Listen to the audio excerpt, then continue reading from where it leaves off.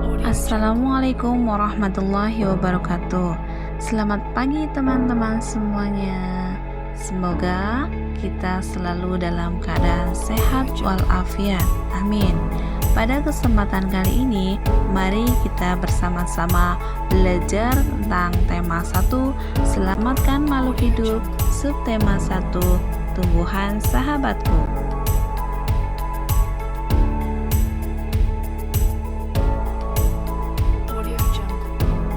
Sebelum masuk materi, sebaiknya Bu Guru akan membacakan tujuan pembelajaran. 1. Siswa mampu menemukan ide pokok dan informasi penting serta menyajikannya dalam bentuk diagram. 2. Siswa mampu mengidentifikasi perkembangbiakan generatif melalui gambar yang dibuatnya dan manfaatnya dengan benar. 3. Siswa mampu menyebutkan kehidupan sosial budaya dari 2 negara ASEAN terkait kondisi geografisnya dengan benar.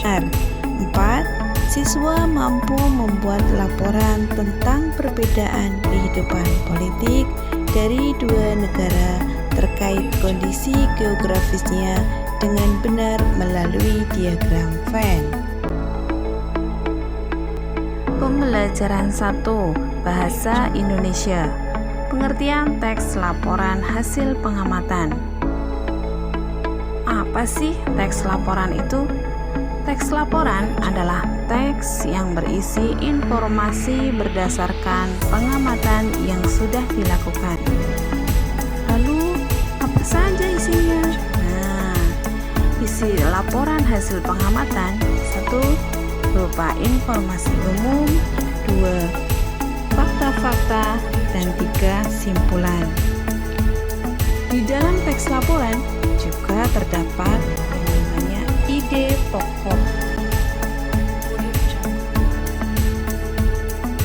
Sekarang perhatikan contoh teks berikut ya. Selain nasi dan jagung sebagai makanan pokok masyarakat Indonesia, juga terdapat tanaman singkong. Singkong termasuk tanaman umbi-umbian.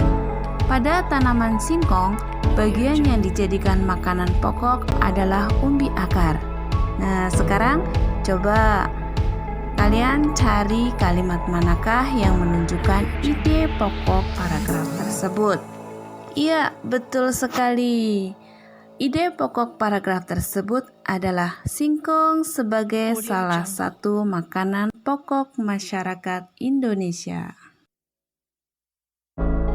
Materi berikutnya adalah perkembangbiakan tumbuhan secara generatif. Wah, ternyata tumbuhan itu juga mengalami perkembangbiakan ya.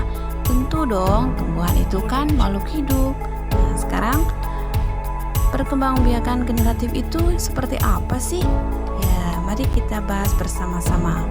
Perkembangbiakan generatif adalah perkembangbiakan yang terjadi melalui peleburan sel kelamin jantan dan sel kelamin betina. Alat perkembangbiakan tumbuhan adalah bunga.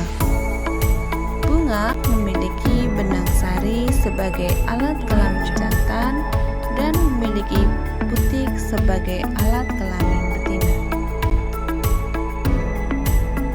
Untuk lebih jelasnya, mari kita perhatikan bagan berikut. Perkembangbiakan generatif pada tumbuhan itu terjadi di dalam bunga yang disebut dengan peristiwa penyerbukan, yaitu serbuk sari jatuh di kepala putik. Setelah terjadi proses penyerbukan di dalam bunga, akan terjadi peristiwa pembuahan, di mana serbuk sari sebagai sel kelamin jantan melebur dengan sel telur sebagai sel kelamin betina. Dari pembuahan itu akan menghasilkan zigot. Dan zigot akan terus tumbuh menjadi embrio atau tunas tumbuhan di dalam biji. Biji itu akan tumbuh di dalam buah. Nah, setelah buahnya masak, kita makan buahnya.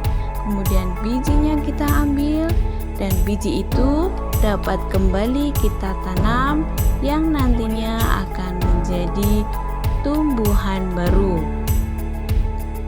Setelah biji-biji itu tumbuh, maka akan menjadi tumbuhan baru dan terus tumbuh menjadi tumbuhan dewasa, kemudian berbunga dan menghasilkan biji kembali, dan begitu seterusnya.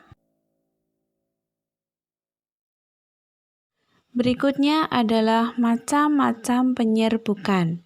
Yang pertama, penyerbukan sendiri, yaitu penyerbukan yang terjadi dalam satu bunga. Yang kedua, penyerbukan tetangga. Penyerbukan ini terjadi antara dua bunga dalam satu tumbuhan.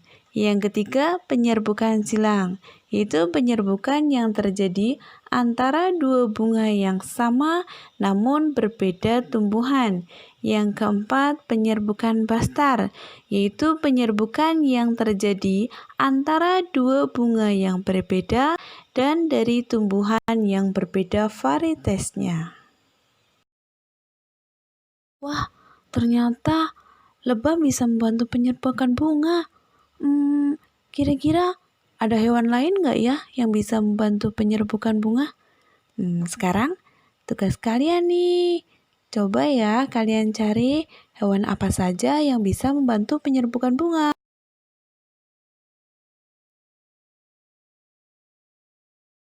Sekarang kita beralih ke IPS ya, tentang kondisi geografis dan kehidupan sosial budaya negara-negara di Asia Tenggara.